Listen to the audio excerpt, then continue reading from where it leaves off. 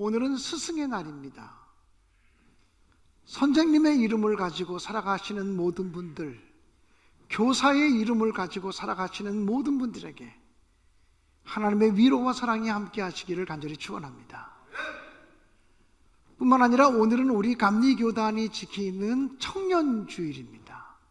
그래서 우리 교회 청년 세대, 젊은 세대들에게 하나님의 크신 은혜가 함께 하시기를 간절히 축원합니다.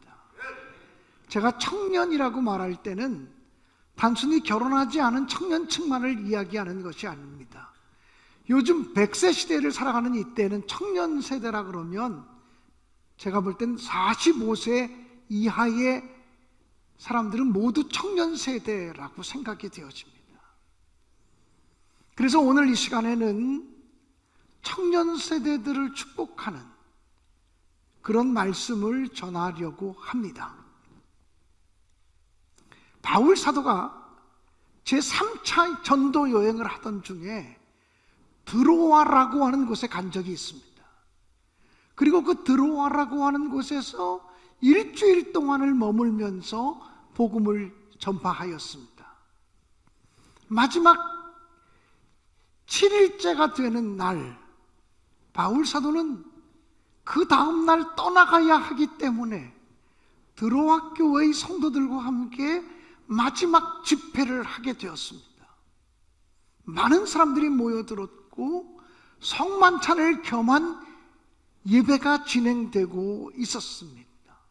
근데 마침 그 장소에 유드고라고 하는 이름을 가진 청년이 참석해서 말씀을 듣게 되었습니다.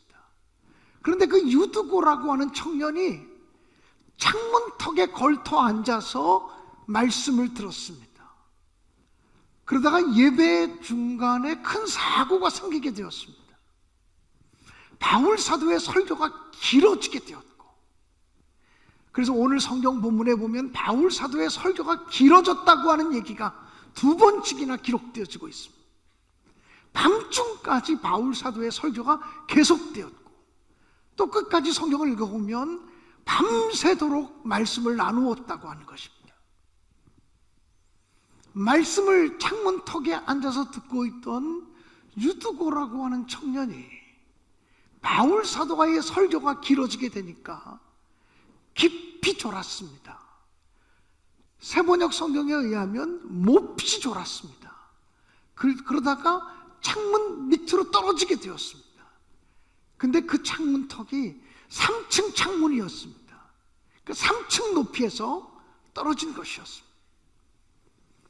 내려가 보니까 죽은 것처럼 보였습니다. 사람이 죽었어!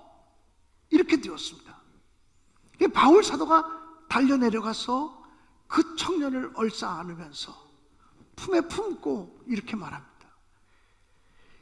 이 청년이 아직 죽은 것이 아닙니다. 소란을 떨지 마십시오. 그리고는 기도하는 사이에 그 청년이 살아났습니다. 그리고 다시 올라와서 그 청년을 눕혔겠죠. 그리고는 밤이 새도록 거기 있는 모든 성도들이 내일이면 떠나가는 바울 사도에게 하나님 말씀을 시간 가는 줄 모르고 듣고 있었습니다. 아침이 되어서 사람들은 그 청년의 집에 그 청년을 데려다 주면서 그 청년이 다시 살아난 것 때문에 한없는 위로를 받게 되었다고 오늘 성경 본문은 기록하고 있습니다. 저는 모태신앙의 사람이고 어릴 때부터 사도행전을 강해하는 목사님이거나 또는 이 본문을 가지고 설교하는 목사님들을 통해서 이 본문을 가지고 설교할 때마다 예배 시간에, 특별히 설교 시간에 졸다가 떨어지면 이 청년처럼 된다. 예배 시간에 졸다가 죽을 수도 있다. 이렇게 위협하는 설교를 들은 적이 있습니다. 또 어떤 때는 이 설교 본문의 말씀을 가지고 청년들의 바람직하지 못한 예배 태도를 교훈할 때 이 말씀이 인용되든지, 교인들이 올바르지 못한 태도로 예배할 때 그것을 가르치기 위해서 이 본문 성경 구절이 인용되어서 설교하는 것들을 많이 들은 적이 있습니다. 다시 말하면 유드고라고 하는 청년이 예배 시간에 설교 시간에 졸다가 떨어져 죽은 그 사건을 가지고 예배의 태도를 가리키거나 예배의 자세를 가리키는 본문으로 많이 인용되었다는 것입니다. 그런데 오늘 저는 이 본문의 말씀을 읽으면서 청년 세대를 향한, 젊은이들을 향한 교회의 태도와 자세에 대한 반성의 마음으로 성경을 다시 읽고 싶습니다. 여러분, 그 청년이, 드로아 교회의 유드고라고 하는 그 청년이 예배하는 자리, 말씀 듣는 자리에 들어와 있었다고 하는 것만으로도 칭찬받아야 될 만한 일이 아닐까요? 예배 자리에 안 오는 사람들이 얼마나 많은데, 말씀 듣는 자리에 안 오는 사람들이 얼마나 많은데, 그 예배 자리에 참여하고 있었다는 것만 가지고도 그 유드고라고 하는 청년은 칭찬받아서 마땅한 사람이라는 생각이 듭니다. 오늘날 우리 한국교회의 문제점은 젊은 세대가 점점 적어지고 있다는 것입니다. 중고등학생, 청소년 세대들이 점점 줄어들고 있습니다. 물론 아이를 많이 낳지 않은 산하 제한의 시대에 우리 자녀들의 숫자가 현저히 줄었기 때문이라고도 말할 수 있지만, 아무튼 예전에 비하면 한국교회가 청소년 인구가 줄었고 청소년 교인들이 줄어들었습니다. 한국의 어떤 교회든지 청년부의 부흥을 경험하는 교회는 그렇게 많지 않습니다. 청년들의 숫자가 점점 줄어들고 있습니다. 그뿐인 줄 아십니까? 45세 미만의 청장년 세대들이 점점 줄어들고 있습니다. 저는 저희 신내교회를 보면서 감사하는 것 중에 하나는 어린이부가 부흥되고 청소년부가 부흥되고 청년들의 부흥을 경험하고 청장년들의 부흥을 경험하는 시대에 우리가 함께 신앙생활을 하고 있다는 것만 가지고도 참 복된 교회에서 우리가 신앙생활을 하고 있구나, 이런 감동을 갖습니다. 사랑하는 여러분, 어른들의 시선으로 젊은이들을 보면 늘 교훈하고 싶은 것이 많고, 가르치고 싶은 것이 많고, 야단치고 싶은 것이 많고, 하게 다 잘하는데 조금만 이렇게 수정하면 더 잘할 텐데, 그 잘하는 그것이 보이는 게 아니라 고쳐줄 그것만 보는 경우들이 얼마나 많은지 모릅니다. 사랑하는 여러분, 그러다 보니까 어른들의 이야기는 젊은 세대들에게는 잔소리처럼 들려지는 경우들이 얼마나 많은지 모릅니다. 목사들이 하는 이야기가 얼마나 지루하게 들려지는지 모릅니다. 우리 교회 청년 사역을 감당하는 이규현 목사님이 그런 얘기를 하셨습니다. 자기 친구, 자기 또래의 목사들이 부목사로 일하는 사람들이 너무너무 많은데, 자기 청년부를 담당하는 친구 목사들의 얘기가, 담임 목사님이 오셔서 설교하는 건 참 좋은데 담임 목사님이 오셔서 설교만 하면 왜 그렇게 청년들을 야단을 치시느냐고. 그래서 청년부를 담당하는 부목사 입장에서는 담임 목사님을 모셔서 설교를 부탁을 해야 되는데, 대부분의 담임 목사님들이 오시면 청년들을 야단치고 교훈하고, 그러니까 청년들이 담임 목사님이 설교하는 시간에는 오고 싶지 않다 그러고, 그런 일이 생겨지고 있다는 거예요. 여러분, 제가 예전에 30대 후반에 석관제일교회라는 교회에서 담임 목사로 있을 때의 일이었습니다. 지나가다 보니까 중학교 3학년 학생이 중학교 1학년 후배들을 모아놓고 교훈을 시키고 있었습니다. 90년대만 해도 선배들이 후배들을 야단치고 군기 잡고 이런 것들이 가능했던 시절이었습니다. 중학교 3학년짜리가 중학교 1학년들을 갖다 놓고 야단을 치면서 뭐라고 얘기하냐면, 야, 너희들은 왜 이렇게 예절이 없냐, 우리 땐 그렇지 않았어. 중학교 3학년짜리가 중학교 1학년짜리 보고 우리 때는 그렇지 않았다는 거예요. 그러니 지금 70, 80 되신 어른들, 이분들이 젊은 세대를 보면 이해되지 않는 것들이 얼마나 많습니까? 얘기하고 싶은 것들이 얼마나 많습니까? 그러나 여러분 분명히 명심해야 될 것은 유드고라고 하는 청년이 신앙 공동체 안에 들어와 있었다는 것이죠. 유드고라고 하는 청년이 예배하는 자리에 있었고 바울 사도의 말씀하는 자리에 있었다는 것만 가지고도 그 청년은 박수 받아야 되고 칭찬 받아야 되고 격려 받아야 될 자격이 있는 청년이라고 저는 분명히 믿습니다. 저는 이 본문의 말씀을 읽으면서 이런 질문을 먼저 던지고 싶습니다. 혹시 드로아 교회의 그 믿음의 공동체에 청년이 설 자리가 없지는 않았을까? 청년이 설 자리가 없으니까, 청년이 앉을 자리가 없으니까 밀리고 밀려서 창문 턱까지 간 것은 아니었을까? 아니, 청년이라고 창문 턱에 앉아서 예배드리고 싶었을까? 바울 사도가 복음을 증거하면서 이제 내일이면 떠나가게 되는데 바울 사도의 말씀을 사모하고 그리워하는 사람들이 가득 모이게 되어서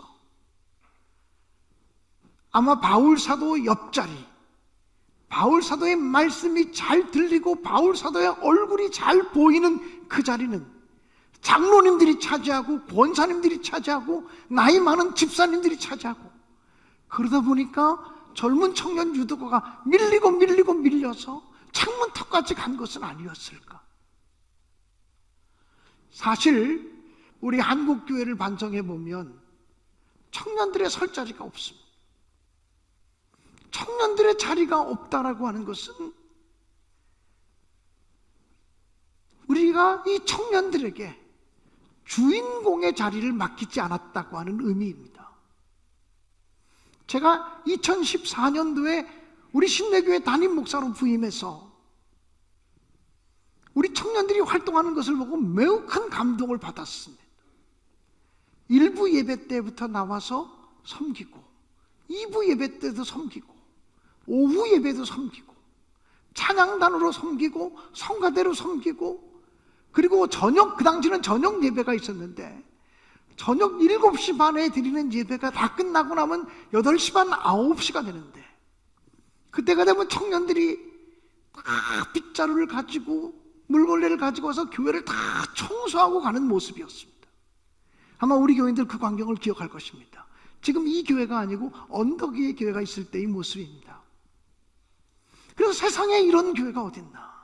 이 청년들이 이렇게 아침부터 저녁 늦게까지, 심지어는 청소까지 다 하고 가는 청년들이 어딨나? 굉장히 큰 감동을 받았습니다. 그런데 제가 한 3개월, 4개월쯤 지나고 난 다음에 부목사이신, 그 당시에 부목사님이신 김하영 목사님을 불렀습니다. 그리고 김하영 목사님께 제가 이런 얘기를 했습니다. 나는 우리 청년들이 열심히 하는 것에 대해서 굉장히 감동을 받고 있지만 저러다 우리 청년들이 지칠까 봐 걱정이 된다. 나는 우리 교회가 청년들을 소모품처럼 사용하지 않았으면 좋겠다. 청년들이 말하면 잘 순종한다고 해서 모든 것들을 청년들에게 맡기고 청년들에게만 일을 시키고 이래서 청년들이 지쳐 떨어져 나가지 않는 교회가 됐으면 좋겠다고 이야기를 했습니다. 그래서 할 수만 있다면 빠른 시간 내에 반주자들을 많이 만들어라, 교사들을 더 많이 만들고 찬양대원들을 더 많이 만들어야 된다고 하는 이야기를 했습니다. 저는요 정말 36년, 7년을 목회하는 김광현 목사의 목회 비전이고 소망입니다. 저는 평생을 목회하면서 청년들이 존중받는 교회를 만들고 싶습니다. 젊은 세대들이 소망을 품고 일하는 교회를 만들고 싶은 것이 꿈입니다. 그래서 우리 교회 청년들에게 일만 시키지 말고 또 뭐 신앙 훈련, 뭐 수련회 이런 것만 하지 말고 좀 여행을 보냈으면 좋겠다고 얘기해서 그 당시 청년들에게 제주도를 가라고 얘기하기도 하고 부산을 가서 좀 놀고 오라고 얘기하기도 하고 그런 얘기를 했습니다. 올해 초에 우리 교회 교육 목사님이 초등학교를 졸업한 6학년 학생들, 중학생, 고등학생들 제주도 여행을 시키면 좀 어떻겠습니까? 목사님, 이거 수련회 아니고요, 순전히 놀러 가는 여행을 교회가 지원해 주면 어떻겠습니까? 얘기할 때, 야, 기가 막힌 생각이라고 얘기했습니다. 그래서 너무 좋은데 그랬더니, 목사님 해도 돼요? 그래서 해! 그랬더니 예산이 없는데 어떡하고요? 아이, 기도하면 예산은 또 나오겠지 뭐. 해! 그냥 저질러. 얘기를 해서 일단 저질렀습니다. 제주도에 숙소도 구해놓고 다 했어요. 그런데 코로나 때문에 못 갔습니다. 그래서 제가 오늘 2부 예배 때 설교하면서 부목사님들이 사회 보시길래, 부목사님 그 계획은 아직도 유효합니다. 애들을 무슨 신앙교육 시킨다, 영성훈련 시킨다, 이런 거에만 관심 갖지 마시고 애들이 좀 사회성을 가지고 놀 수 있는 곳에, 건전하게 놀 수 있는 곳에 선생님들이 좀 앞장섰으면 좋겠다고 이야기를 했습니다. 사랑하는 여러분, 1920년대 일제강점기에 한국의 조선 땅의 젊은이들이 나라의 독립을 위해서 거룩한 마음을 품게 되었습니다. 그 거룩한 마음을 품은 청년들, 나라의 독립을 위해서 일해야 된다고 하는 거룩한 마음을 품은 청년들이 갈 수 있는 곳은 두 군데였습니다. 하나는 1920년대에 우리나라에 소개되기 시작한 사회주의 사상이었습니다. 한마디로 말하면 공산당 운동입니다.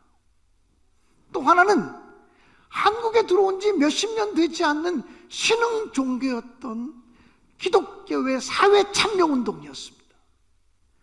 당시 상동교회는 애봇 청년회를 조직해서 그 청년회에 속한 사람들이 민족운동, 독립운동을 하도록 가르치고 독려했습니다. 그래서 헤이그에 파견된 이준 열사가 상동교회 청년회장이었습니다. 상동교회 담임 목사인 전덕기 목사님은 이준 열사 청년회장의 머리에 손을 얹고 안수하면서 나라와 민족을 위해서 너 한 목숨을 바치라고 안수하며 보냈습니다. 그때 이 상동교회에 수 없이 많은 애국지사들이 몰려들었습니다. 여러분, 우리가 역사책에서 보는 독립운동가들 한 50-60% 이상이 상동교회 청년회 출신들입니다. 우리가 개화기의 국어학자들, 역사학자들의 거의 대부분이 상동교회 청년회장들 출신입니다. 그런데 대부분의 기독교 교회는 순수 복음주의를 주장하는 사람들에 의해서 교회의 사회 참여가 인정되지 못했습니다. 그래서 교회에서 사회 참여하고 독립운동하고 이런 것들을 못하게 하니까 그 사람들이 사회주의로, 공산당으로 흘러가게 된 역사들이 있습니다. 저는 적어도 한국의 공산당의 역사 속에는 보수적인 한국교회가 영향을 미친 바가 있다라고 생각하는 목사입니다. 1980년대 교회마다 대학생들이 차고 넘쳤습니다. 제가 1979년도에 대학을 입학했으니까요. 70년대 말 80년대 초에 와 보면은 교회들마다 청년들이 차고 넘쳤습니다. 명문대학교 청년들이 차고 넘쳤습니다. 그런데 교회의 사회 참여, 이것을 하지 못하게 하고 순수 기독교 복음만을 강조하다 보니까 교회에 대한 답답함을 느낀 청년들이 더 과격한 세상으로 나가기 시작했습니다. 주사파니 뭐 이런 곳으로 옮겨가기 시작했습니다.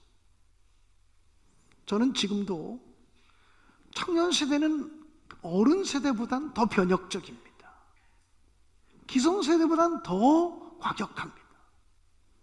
그 청년 세대를 품을 줄 아는 너그러움이 없으면 한국 교회는 앞으로도 소망이 없다, 이렇게 생각합니다. 그래서 기성세대의 눈으로 보면 젊은이들이 늘 염려스럽고 걱정스럽지만 사실은 그 젊은이들을 통해서 하나님이 일하실 수 있다고 하는 믿음을 가지고 젊은 세대들에 대해서 마음의 문을 여는 우리 신내교회가 되어질 수 있기를 주님의 이름으로 간절히 축원합니다. 혹시 유두고라고 하는 청년이 졸다가 떨어져 죽었던 것은 바울 사도의 설교가 너무 길었거나 바울 사도의 설교가 너무 지루했기 때문은 아니었을까라고 하는 반성도 저는 해야 된다고 생각해요. 이건 바울 사도를 통한 반성이 아니라 오늘날 설교하는 담임 목사인 제가 젊은 세대들이 듣기에 이해할 수 없는 메시지를 전하고 있지는 않은가라고 하는 반성입니다. 사실 젊은 세대들은 오랫동안 진득하게 앉아서 말씀 듣는 것 쉽지 않습니다. 활동적인 나이이기 때문에 앉아서 말씀을 듣는 것이 쉽지 않습니다. 젊은 사람들의 특징은 잠이 많다는 거예요. 자고 자도 또 졸린 게 젊은 시절입니다. 제가 요즘 잠이 없어지는 것을 보면서 이제 나도 노인 세대가 되고 있구나라고 하는 자각을 하고 있습니다. 뭐 거기까지 아멘할 건 없을 것 같은데요. 아무튼 저도 뭐 박국배 권사님도 마찬가지 노인 세대지 이제 뭐 물고 넘어가야지. 아무튼 우리가 나이 드시면 잠이 없어지지만 젊은 세대는 자고 자도 또 잠이 오는 세대 아니겠습니까? 그런데 그 젊은 세대를 이해하지 못하고 교회에서 선포되어지는 메시지가 기성세대 위주만이라든지 젊은 사람들의 고민과 갈등과 그들의 의문에 대해서 답변하지 못하는 설교만을 하고 있다면 이런 교회를 누가 찾아 나오겠는가라고 하는 반성입니다. 지난주 제가 우리 청년들 예배에 참석해서 설교했습니다. 지난주 청년부 예배에 참석해서 설교하면서 설교 제목을 아직도 이런 걸로 고민하니? 이런 제목으로 설교를 했습니다. 청년들이 고민할 만한 여러 가지 신앙적인 주제를 가지고 너희들 아직도 이런 문제를 가지고 고민하니? 묻고 싶지만 묻지 못했던 주제들에 대해서 제가 청년들과 함께 말씀을 나누었습니다. 사랑하는 여러분, 하나님의 교회가 젊은 세대가 차고 넘치는 교회가 되기 위해서는 메시지도 때를 따라 변화가 와야 되고 찬양도 변화가 와야 되고 어떤 때는 우리의 모든 프로그램에 대한 변화도 와야 된다고 생각을 합니다.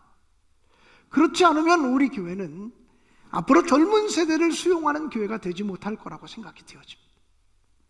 젊은 세대들의 고민과 그들의 아픔과 그들의 갈등과 그들의 의문에 대해서 대답해 주는, 그리고 진지하게 그들과 함께 고민하며 하나님 나라를 건설해 나가는 우리 신내교회가 되어질 수 있기를 주님의 이름으로 간절히 축원합니다.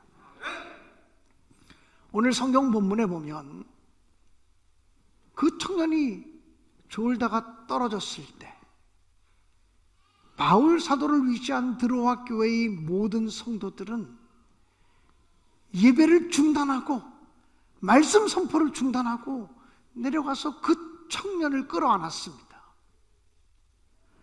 성경 본문에 보면 단 한마디도 왜 졸았느냐, 왜 조심스럽지 못해서 떨어졌느냐라고 책망하는 내용이 하나도 없습니다. 오직 그 청년을 끌어안고 함께 기도해 주었습니다. 그리고 그 청년이 회복되고 살아난 것 때문에 함께 큰 위로를 받았다고 성경은 기록하고 있습니다.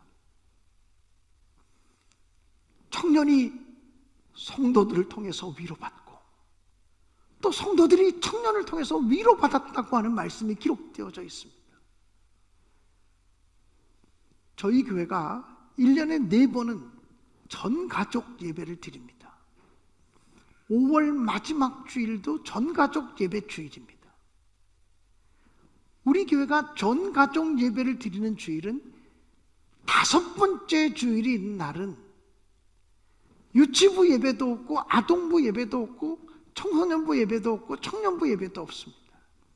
모든 성도들이 오전 11시 반 이 예배에 함께 참여해서 전가족 예배를 드립니다.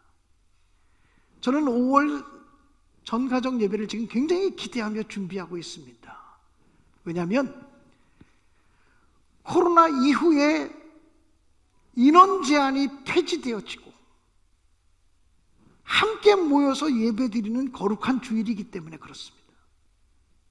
그렇기 때문에 저는 이 전가족 예배 때 우리 모든 성도들이 함께 모여서 모든 세대가 함께 한 말씀을 들으며 함께 찬양하며 함께 하나 되는 믿음의 공동체를 경험할 수 있게 되기를 간절히 기원합니다. 제가 이렇게 전가족 예배를 드리는 것은, 신앙이라고 하는 것은 귀로 듣거나 지식을 통해서 교육되는 것이 아니라 분위기를 통해서 형성되는 것임을 알기 때문입니다. 존 웨스터호프 3세라고 하는 20세기의 가장 유명한 교육학자는 신앙은 교육하는 것이 아니라 형성되는 것이다라고 말했습니다. 신앙을 말로 교육하려고 하면 다 실패합니다. 자녀 교육을 말로 하려고 하면 실패합니다. 자연스럽게 가정 분위기를 통해서 어른 공경을 배우고 자연스럽게 가정적인 분위기를 통해서 예배를 배우고 자연스럽게 가정의 분위기를 통해서 봉사와 섬김을 배워야 신앙 교육이 이루어진다는 것입니다. 이 유두구라고 하는 청년이 회복됨으로 그 드로아 교회의 모든 성도들과 청년이 하나가 되어서 서로 위로를 나누었던 것처럼 저는 우리 신내교회가 나이 드신 분이나 젊으신 분이나 청년이나 학생이나 심지어는 어린이까지도 우리가 주님 안에서 한 형제고 한 가족이야, 이것이 진실되게 고백되는 믿음의 공동체로 세워질 수 있기를 주님의 이름으로 간절히 축원합니다. 젊은 세대들에게 드리고 싶은 권면도 있습니다. 교회에서 나와서 예배드리고 말씀 듣고 프로그램 하는 것이 조금 고리타분하게 보여도 이 자리를 떠나지 마시기 바랍니다. 그리고 이곳에서 기성세대들의 사랑과 지지를 받으면서 여러분이 자랑할 수 있게 되어지기를 주님의 이름으로 간절히 축원합니다. 여러분, 우리의 지난 시간들은 다시 돌이킬 수 없습니다. 연세가 어떻게 되셨든 간에 지금이 여러분의 생애에서 가장 젊은 시간입니다. 지나간 시간을 돌이킬 수 없다면 지금 이 시간이 내 생애에서 가장 젊은 시간입니다. 여러분의 젊음을 낭비하지 마시기를 주님의 이름으로 간절히 축원합니다. 또 여러분의 젊은 시절을 통해서 하나님께 더 크게 영광 돌리시기를 간절히 바랍니다. 원하기는 저는 우리 교회 45세 이하 된 젊은 세대들이 불과 같이 일어나고 성령 충만하게 되는 역사가 있게 되기를 간절히 축복합니다. 기독교 역사를 보면 젊은 사람들에 의해서 기독교 변화의 역사가 일어난 것을 볼 수 있습니다.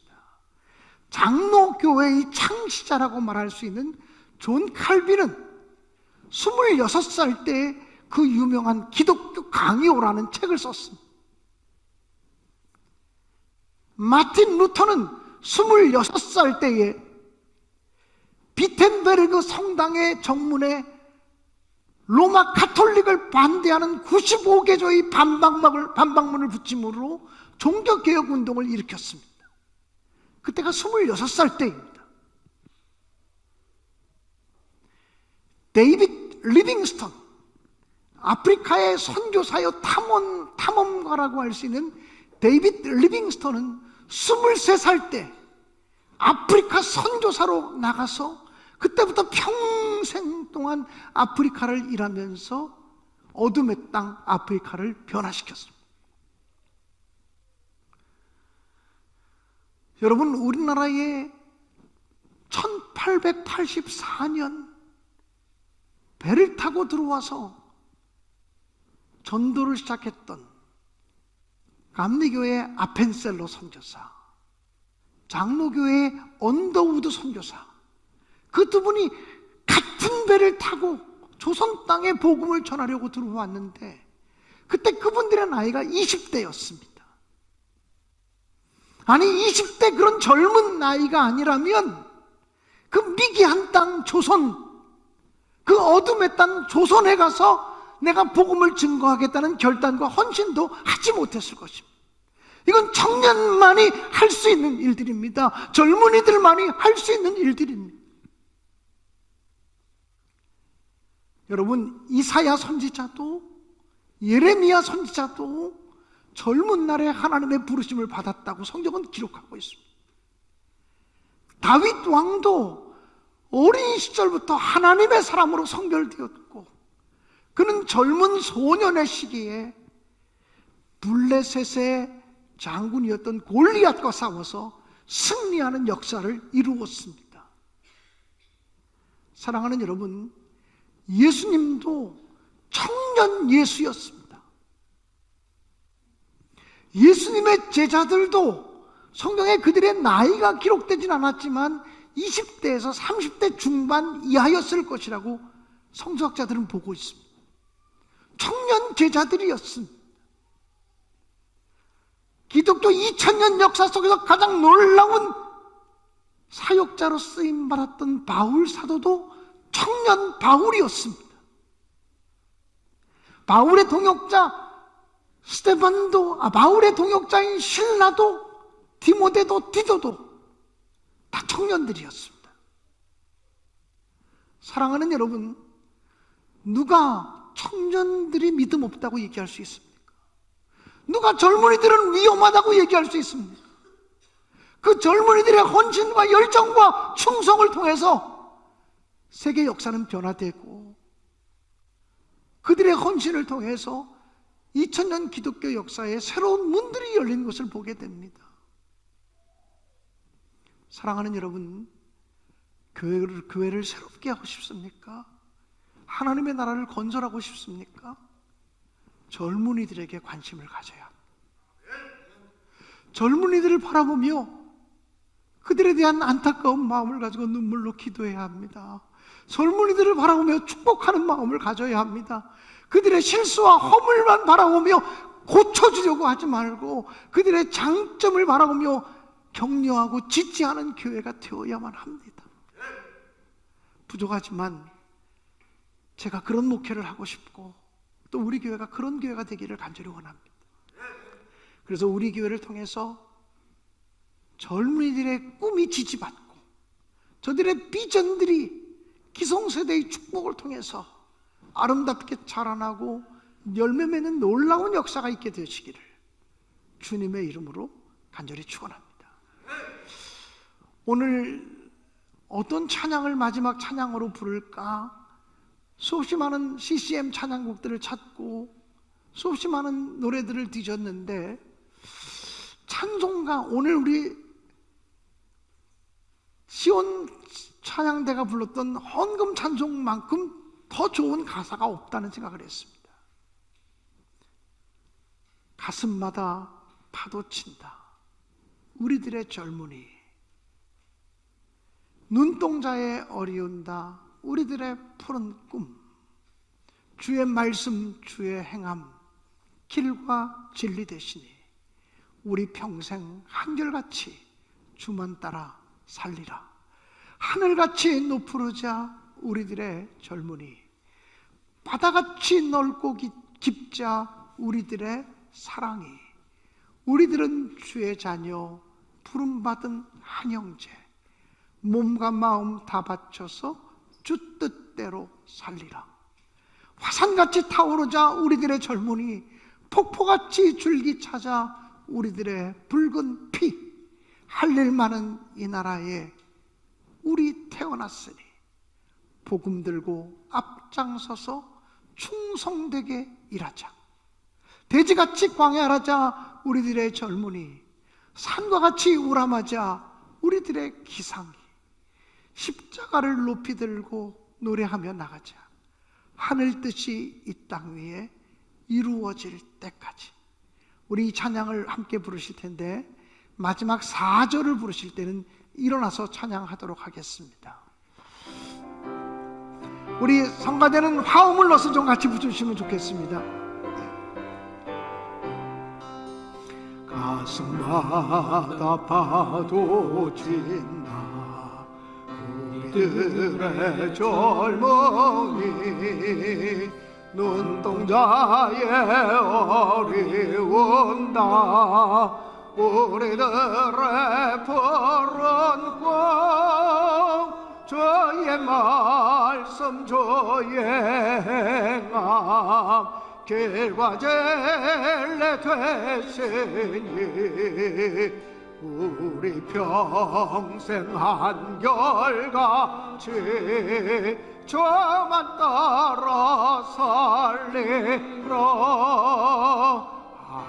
하늘같이 높으자 우리들의 젊은이 바다같이 넓고 깊자 우리들의 사랑에 어레들은 주의 자녀 부름받는 한영들 몸과 마음 다 바쳐서 주 뜻대로 살리라 화산같이 타오르자 우리들의 젊은이 폭포같이 줄기 찾아 우리들의 붉은 배 할렐마는 이 나라에 우리 태어났으니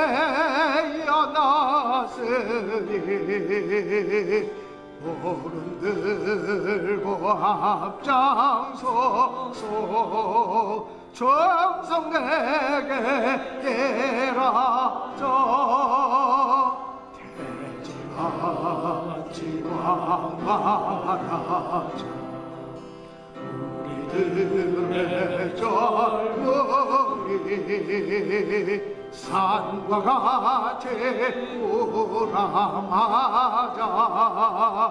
우리들의 개성에 십자가를 높이 들고 노래하며 나가자 하늘빛이 땅 위에 예로질 때까지